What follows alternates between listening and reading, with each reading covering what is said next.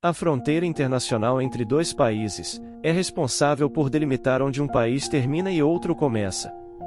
Embora pareça ser uma questão simples, muitas vezes não é tão direta. As fronteiras internacionais podem apresentar diferentes formas e tamanhos. Algumas são apenas linhas imaginárias no meio de uma rua, enquanto outras são mais claramente definidas, e podem ser vigiadas constantemente. Antes de prosseguir, é importante definir alguns termos. Enclave refere-se a um país, ou parte dele, que está completamente cercado por outro país, enquanto exclave se refere a uma parte geograficamente separada do país principal. Por exemplo, o país B pode ser considerado um enclave do país A, pois está completamente cercado por ele. Nesse exemplo, Y é um exclave do país A. Nem todos os exclaves são necessariamente enclaves, pois podem ter mais de uma fronteira ou até mesmo uma costa marítima. Existem 3 países no mundo que são enclaves de outros países. Um exemplo é a Cidade do Vaticano, que é o menor país do mundo, e está completamente cercado pela Itália. Além disso, a Itália possui outro enclave, San Marino, dentro de suas fronteiras. A Itália parece ter uma afinidade por enclaves. Um exemplo adicional é Campione d'Italia, um enclave italiano localizado dentro da Suíça. Essa pequena municipalidade, lar de 2.000 italianos, utiliza o franco suíço como moeda, e está isenta do imposto sobre o valor acrescentado, o IVA, da União Europeia. Campione d'Italia abriga o maior cassino da Europa. Portanto, podemos concluir que a Itália não tem apenas um, mas 2 países dentro de suas fronteiras, e parte do seu território está situada dentro de outro país. No entanto, o maior país enclavado do mundo é Lesoto, com uma população de pouco mais de 2 milhões de habitantes, que é cercado pela África do Sul. Para ilustrar a diferença de tamanho, Lesoto é cerca de 70.000 vezes maior do que a Cidade do Vaticano. Além disso, existem os enclaves dentro de enclaves, também conhecidos como contra-enclaves, ou enclaves de segunda ordem. Não estou me referindo a um país A, dentro do país B, dentro do país C. Embora isso seja um enclave dentro de um enclave, não existem exemplos desse tipo no mundo. Estou me referindo a um país A, dentro do país B, dentro do país A. Novamente, existem 3 exemplos desse fenômeno. Um exemplo relativamente simples pode ser encontrado no Oriente Médio, na fronteira entre os Emirados Árabes Unidos e Omã. Nesse caso, temos um enclave dos Emirados Árabes Unidos, que é um enclave de Omã, que por sua vez, é um enclave dos Emirados Árabes Unidos. E esse é o exemplo menos complexo dessas situações. Vamos agora para a Europa, onde encontramos uma situação um tanto peculiar, na fronteira entre a Holanda e a Bélgica, nas cidades interligadas de Baarle-Nassau e Baarle-Hertog. Essa fronteira é algo bem peculiar. No total, existem 22 enclaves belgas, e 8 enclaves holandeses, sendo 7 deles contra-enclaves. Mas não se trata apenas de linhas imaginárias. Cada centímetro da fronteira dentro da cidade está claramente demarcado, permitindo que se saiba exatamente em qual país se está. A fronteira atravessa ruas, de modo que os vizinhos podem estar vivendo em países diferentes. Os números das casas indicam claramente o país em que os moradores residem. Lojas também são atravessadas pela fronteira, o que significa que se pode selecionar produtos em um país e pagar por eles em outro. Restaurantes e cafés têm mesas que estão em diferentes países. Até mesmo os estacionamentos permitem que se estacione legalmente em 2 países ao mesmo tempo. E acredite ou não, a fronteira também passa pelas casas das pessoas. Alguns moradores de Baarle acordam na Holanda e tomam café da manhã na Bélgica. Mas onde exatamente essas pessoas vivem se a fronteira atravessa suas casas? A resposta é simples: o país em que está a porta da frente determina o país em que se vive. Bem, é simples, a menos que se more nesta casa em particular, onde a fronteira atravessa diretamente a porta da frente. Essa casa é única, pois pertence a ambos os países. Ela possui 2 campainhas, uma para cada país, e 2 números de casa porque possui 2 endereços. Antes de 1995, as fronteiras não eram claramente marcadas e a situação era confusa. Isso resultou em uma situação infeliz para um belga que pensava estar vivendo na Bélgica, ou assim ele pensava. No entanto, em 1995, quando a fronteira foi devidamente marcada, ficou claro que ele estava na verdade morando na Holanda, não na Bélgica. Legalmente, ele deveria ter alterado seu endereço para a Holanda, mas para evitar o pesadelo burocrático de mudar seus impostos e serviços públicos para o outro país, ele tomou uma decisão inusitada: ele simplesmente mudou a porta da frente.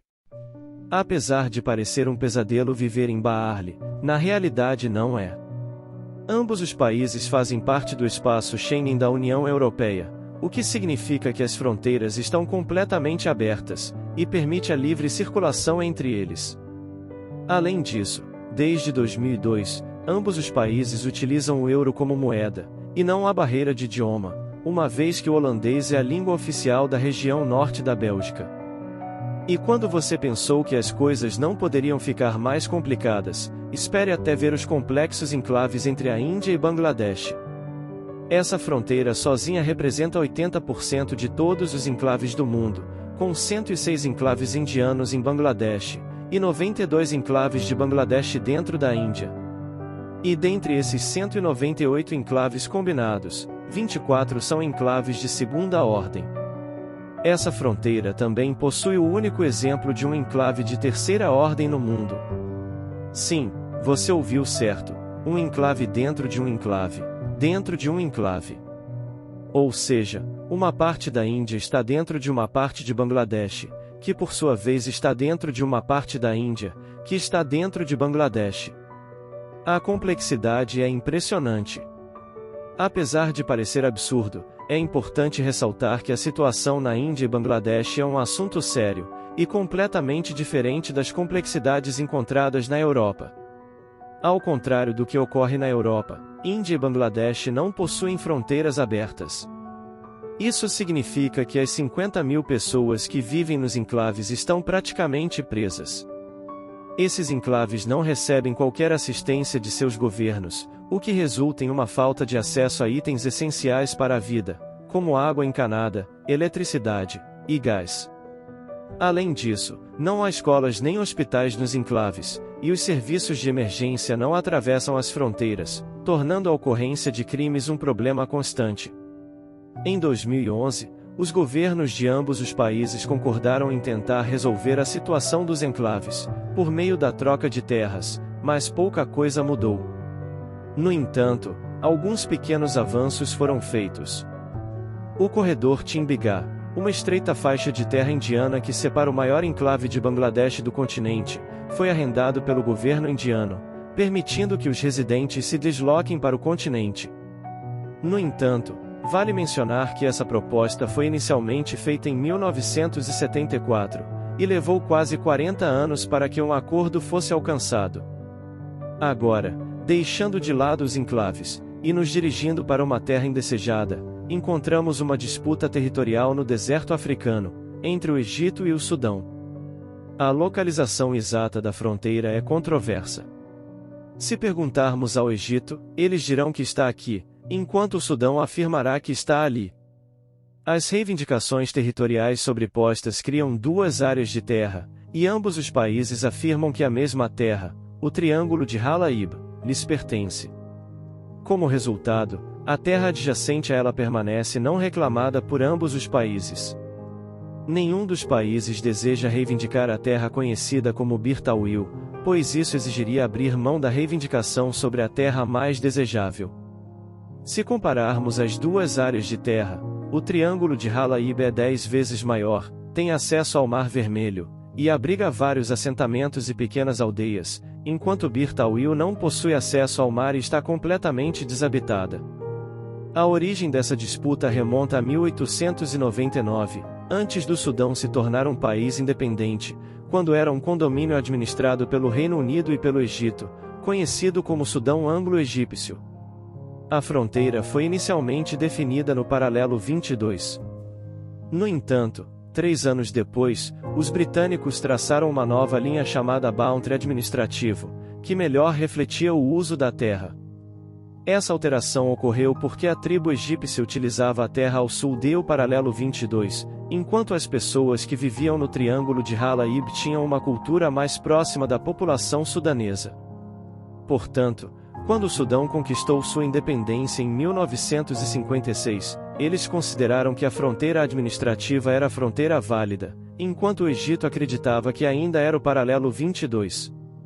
Atualmente, o Triângulo de Halaib é administrado pelo Egito, mas a maioria dos mapas usa linhas pontilhadas para representar a fronteira disputada. Além disso, Birtawil é a única terra não reclamada fora da Antártica.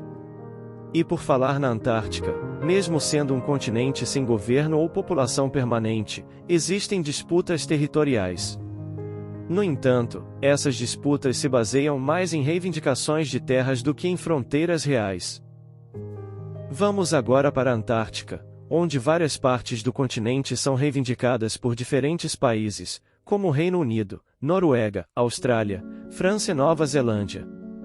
No entanto, as coisas se complicam quando chegamos à região disputada entre Chile e Argentina. Há também uma área sudoeste que não foi reivindicada por nenhum país. A razão pela qual essa área não foi reivindicada é devido ao Tratado da Antártica. De acordo com o artigo 4º do tratado, o tratado não reconhece, contesta ou estabelece reivindicações de soberania territorial. Nenhuma nova reivindicação será feita enquanto o tratado estiver em vigor. O tratado foi assinado por 50 países, incluindo aqueles que reivindicam terras no continente. Embora a Rússia e os Estados Unidos tenham reservado seu direito de reivindicar terras. Isso significa que quaisquer novas reivindicações territoriais feitas na Antártica não serão reconhecidas, e os atuais requerentes não possuem soberania oficial sobre suas terras reivindicadas. Agora, vamos voltar nossa atenção para a ilha de Chipre, que é um verdadeiro campo minado de complexidades fronteiriças. A ilha é dividida aproximadamente ao meio pela zona tampão da ONU, que separa o Chipre da República de Chipre do Norte, um país não reconhecido e autodeclarado independente. Além disso, há as áreas de base soberana, controladas pelo Reino Unido. No entanto, as complicações não param por aí. Voltamos aos enclaves com o enclave do norte de Chipre na costa noroeste da ilha. Além disso, dentro da área de base soberana oriental de Dekelia, existem 4 exclaves de Chipre, sendo que 3 deles também são enclaves. 2 desses enclaves são tão próximos que são separados apenas por uma estrada britânica.